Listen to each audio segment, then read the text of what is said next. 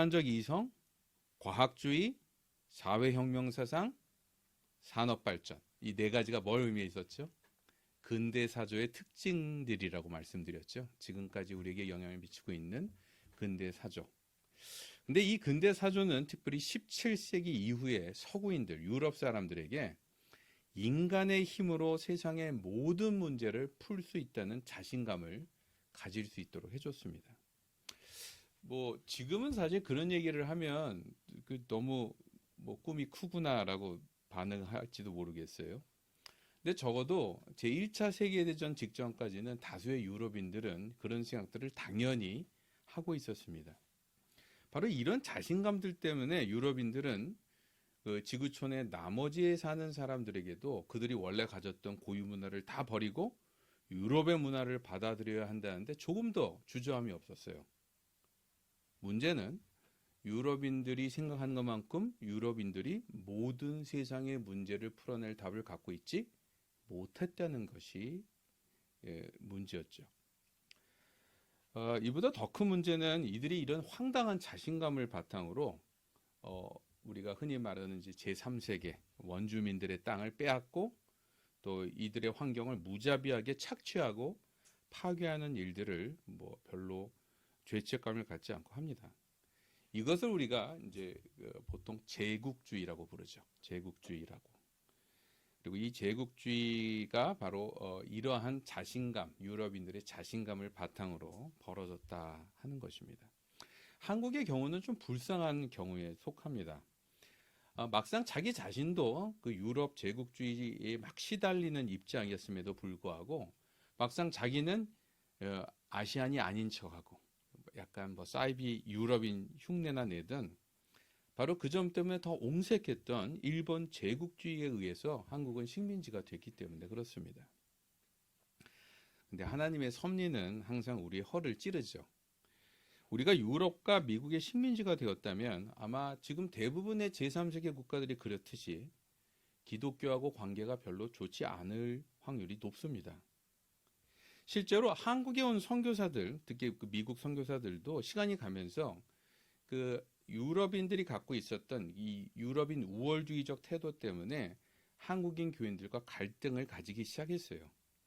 그래서 1920년대 말부터는 한국교회 안에서도 반선교사 운동이 일어납니다. 그래서 한국의 최초의 목사님 중에 한 분이자 한국교회에서 가장 존경받는 지도자였던 한석진 목사님은 어떻게 보면 한국 장로교 선교의 아버지라고 할 수 있는 모펫 선교사, 마포 사멸이라고 부르던 모펫 선교사 면전에서 이렇게까지 말했다고 합니다. 한국교회는 한국인들에게 맡겨두고 선교사들은 떠나시오. 근데 이런 갈등이 이렇게 커져나갈 즈음에 일본이 중국을 침략하죠. 그래서 일본은 갑자기 유럽과 서구와 관계가 나빠집니다. 여기다가 이제 신사참배까지 요구하면서 선교사들이 대부분 한국에서 떠나게 되죠. 근데 바로 이 때문에 한국교회와 선교사들의 관계는 더 이상 악화되지 않게 됩니다. 이 에피소드는 기독교인들이 역사를 볼 때 이 역사를 어떻게 봐야 되는지를 가르쳐주는 되게 좋은 예예요. 어떻게 봐야 된다고 생각하십니까? 우리 그리스도인들은 모든 사건 속에서 인간의 죄성과 하나님의 은혜를 같이 볼 수 있어야 한다는 것입니다. 보통 사람들은 사실 역사를 통해서 자기한테 불리한 거, 나쁜 거는 좀 숨기고 좋은 것만 말하고 싶어 하죠. 근데 이것은 우리 기독교인의 역사 관행과는 어울리지 않습니다. 왜냐하면 저희는 인간의 죄성을 알고 있는 사람들이기 때문에 모든 사람들이 잘하고 있다고 말하는 자리에서도 그 안에 숨어 있을 죄의 문제들을 직시하고 냉철한 반성을 피하지 않아야만 되죠. 동시에 저희는 가장 상황이 악화된 곳에서조차 하나님의 통치, 하나님의 은혜가 그 자리에 있음을 압니다. 그래서 그 속에 숨어 있는 하나님의 은혜를 놓치지 않아야 된다는 것이죠. 우리가 이렇게 말할 수 있는 이유는 하나님은 역사의 밝은 쪽뿐만 아니라 어두운 쪽까지도 항상 사용하시는 분이시기 때문에 그렇습니다. 특히 인간의 역사를 보면 볼수록 한 인간, 한 시대를 넘어서 전개되는 하나님의 놀라운 섭리를 저희는 발견할 수 있습니다. 그리고 성경이 증거하는 변하지 않는 복음을 더 분명히 붙들어야 될 이유를 우리는 확인할 수 있게 된다는 것입니다. 여러분이 지금까지 6개의 강좌를 통해서 그 사실들을 확인하셨을 줄 믿습니다. 데살로니가 전서 2장 먼저 1절부터 2절을 한번 읽어보겠습니다.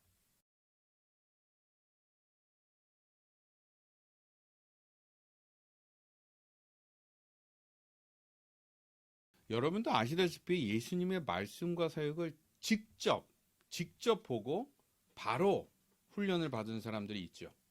바로 12 제자들이라고 불리는 분들입니다. 근데 막상 기독교 신앙을 가장 잘 설명해서 지금 저희에게 예수님에 대해, 복음에 대해 가장 분명하게 설명을 해준 사람은 이 12 제자가 아니었어요. 누구였죠? 다메섹 도상에서 예수님을 빛으로 만난 바울이었습니다. 바울을 보면 하나님께서 사람을 쓰시는 방식에 대해서 우리가 몇 가지 힌트를 발견하게 됩니다. 첫 번째, 먼저 된 자가 나중되고 나중된 자가 먼저 되는 원리가 여기서 나타나죠. 어떤 면에서는 제자들보다 예수님을 바울은 덜 직접적으로 만난 사람입니다. 그리고 실제로 그리스도인을 박해하는 주동자였던 사람이었는데 바로 이 사람이 나중에는 초대교회의 기초를 놓는 사람이 되었다는 것입니다. 바로 이런 점에서 저희가 먼저 예수를 믿었거나 아니면 가장 더 좋은 교회에 다니거나 아니면 더 좋은 신학교를 나왔다고 해서 조금이라도 잘난 척하고 있다면 한심하기도 하고 위험한 행동이 될 것입니다. 도리어 계속해서 긴장하고 우리가 하나님의 복음을 바로 붙들고 있는지 신앙의 중심이 바로 서 있는지 확인하는 노력을 쉬지 않아야 한다는 것입니다.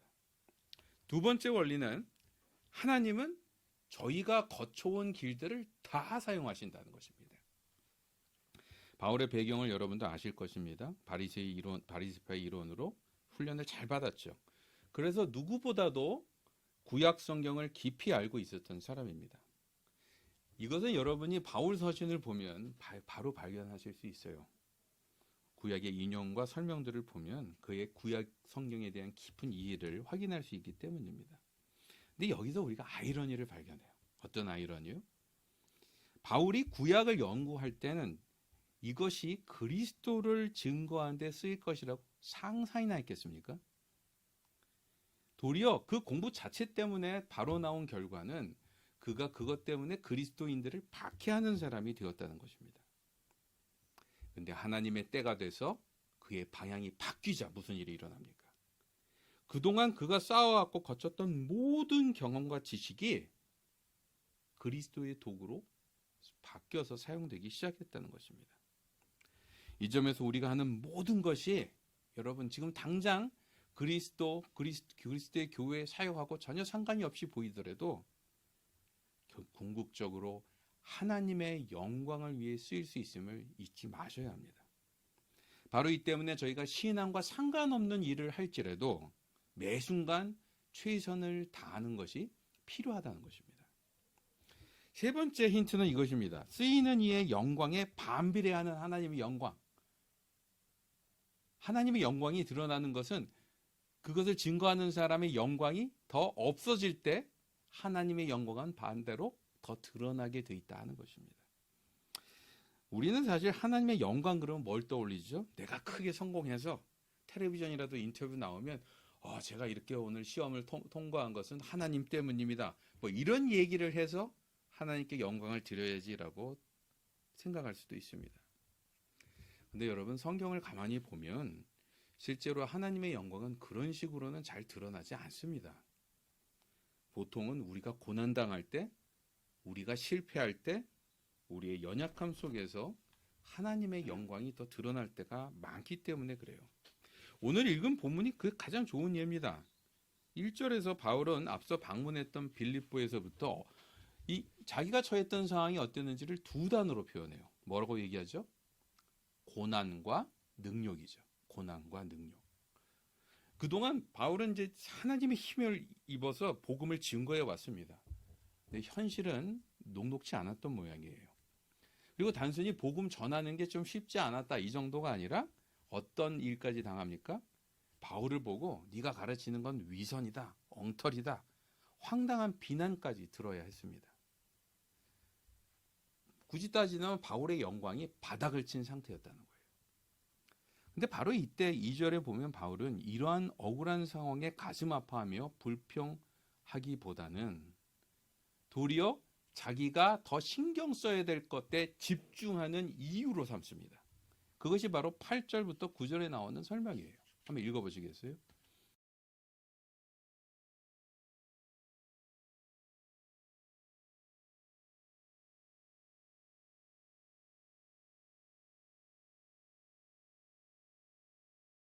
어쩌면 그가 억울하고 속상한 만큼 더 간절하게 성도들을 섬기는 일을 집중한 것 같습니다. 여기서 이제 떠올릴 수 있는 이미지가 헨리 나우엔이 말했던 상처 입은 치유자가 아닐까 싶어요. 상처 입은 치유자가 뭘 의미합니까? 자신이 계속 입고 있는 상처 때문에 상대의 필요와 아픔을 더 잘 알게 되는 그런 사람을 말하는 것입니다. 여기서 바울은 이들을 자기의 목숨을 버릴 만큼 사랑합니다. 이것은 성도들과의 교제를 통해 경험한 사랑과 맞물려서 더 간절한 사랑으로 표현되는 것이죠. 더 중요한 것은 이 사랑을 말로만 한 것이 아니라 어떻게 합니까? 실제로 보여줘요. 어떻게? 그들에게 물질적인 부담이 주어지지 않도록 따로 일을 합니다. 따로 일을 하면서 복음을 전하는, 다시 말해 자기 희생적인 모습을 보여줬다는 거예요. 이를 통해 성도들을 성숙시키고 영적으로 자라게 하는 귀한 사역을 바울이 감당했다는 것입니다. 근데 바로 여기서 바울은 좀 의외의 말을 꺼냅니다.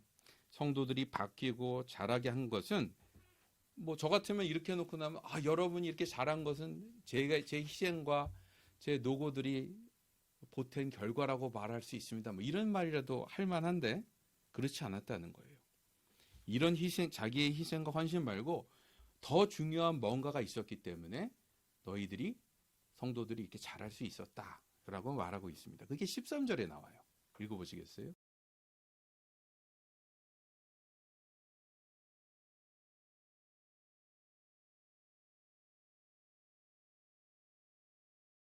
성도들의 성장, 교회의 성장의 그 원인을 바울은 자기의 헌신에서 찾지 않습니다. 뭐 때문이라고 말해요?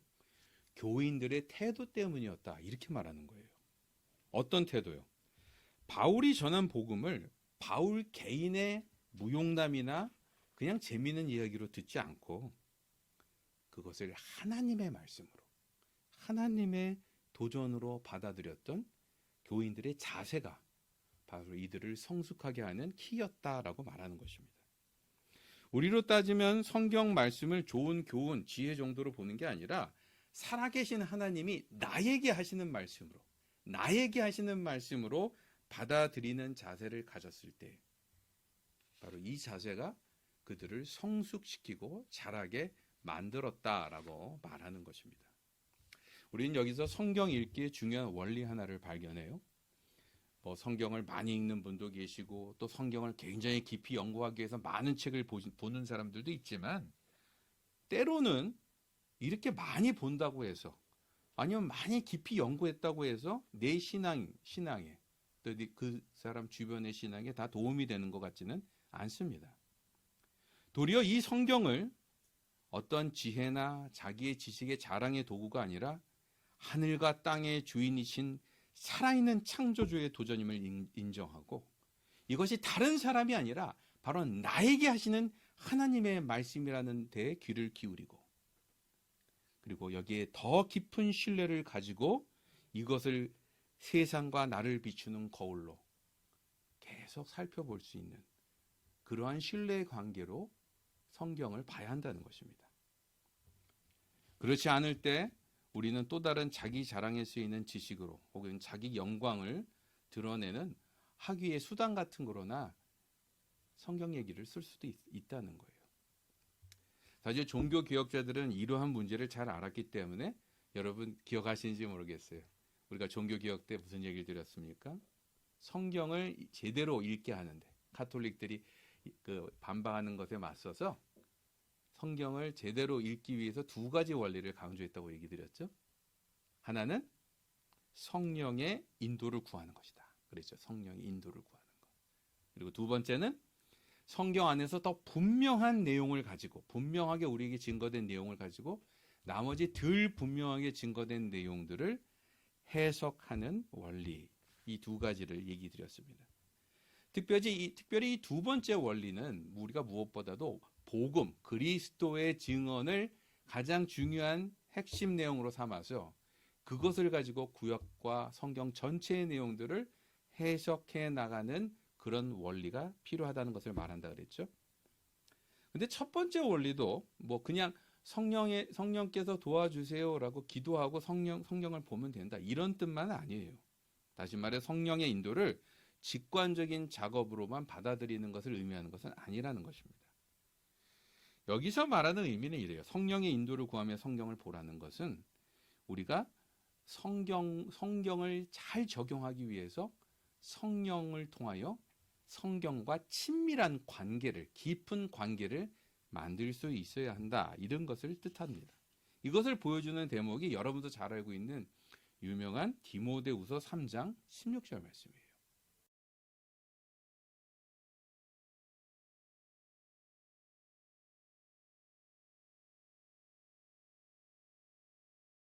자, 여기서 감동이라는 말은 원어적인 의미에서는 하나님의 숨결, 또 홀리 스피릿하고도 같은 단어로 쓰였다는 걸 여러분 아시는 분은 아실 것입니다. 창조 때 인간을 하나님의 형상으로 만들었던 그 숨, 그 영이 바로 이 감동이라는 말로 표현되어 있어요. 이 영을 통해서 성경이 우리를 변화시킨다라고 말하는데, 재미있는 것은 영을 통해서 성경이 우리를 변화시키는 것의 프로세스가 여긴 등장을 합니다. 어떤 프로세스요? 교훈, 책망, 바르게 함, 의로 교육함. 이것은 각각 사실 교육학적으로 볼 때도 굉장히 치밀한 교육과 훈련과 학습 과정들을 보여주고 있어요. 어떤 거요? 교훈은 정보를 제공하는 차원을 말한다면, 책망은 문제점을 지적하고 찾아내는 것입니다. 그리고 바르게 하면 뭡니까? 문제점을 지적만 하는 게 아니라 그것을 바로 갈 수 있도록 교정해 주는 것을 말해요. 의로 교육한다고 하는 것은 성경에서 말하는 의란 표현은 하나님과 관계를 바르게 함이라는 뜻이에요. 다시 말해 의로 교육함이란 하나님과 관계가 계속 유지될 수 있도록 관리한다, 이런 뜻입니다. 다시 말해 하나님에 대해서 도전받은 그 내용이 내 일부가, 내 삶의, 내 본성의 일부가 될 수 있도록 자리하게 도와주신다, 이런 뜻이죠. 여기서 우리는 성령의 역사가 그냥 뭘 깨닫게 해주는 이런 직관적인 수준 얘기가 아니라, 우리가 성경의 내용들을 더 치밀하고 단계적으로 깨닫고 적용하고 씨름하고 우리 것으로 만들어내는 그 모든 과정을 인도해 주시는 인도자라는 것을 알 수 있습니다.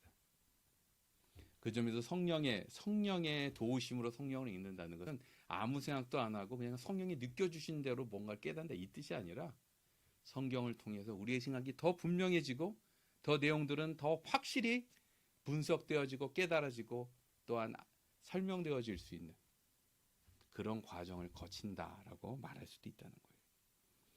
여러분, 우리가 이런 자세와 기대로 성경을 대하고 읽을 때, 이때부터 성경은 저와 여러분의 눈을 열어주고 세상을 바꿀 수 있고 시대를 읽을 수 있는 힘을 저희에게 줍니다.